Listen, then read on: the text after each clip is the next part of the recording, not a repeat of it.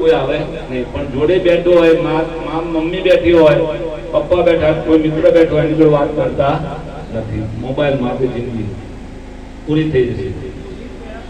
હા, જમણો હાથ જોવાનો, ધરતી માતાને પૂજવાનું. કરાગ્રે વસતે લક્ષ્મી, કર મૂલે કર મધ્યે કરો છો.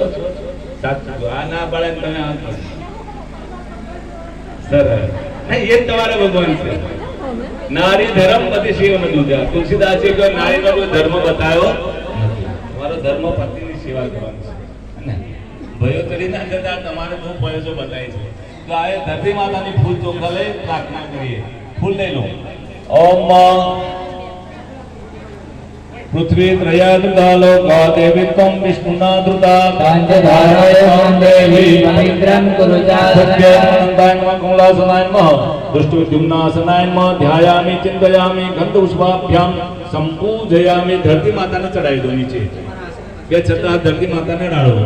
ઓમ શિવના પૃથ્વીનો ભવન નિવેશને દક્ષાનઃ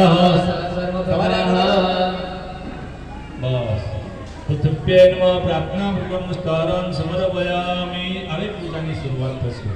આ જે કર્યું આપણે પૂજા અધિકાર પ્રાપ્ત કરવા માટે તમને બધાને હાર આવી ગયા છે.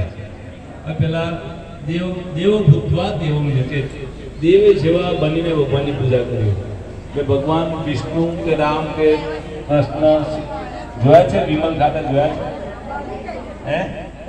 તો અહીંયા કોઈ પૂજામાં કશું ખાવાનું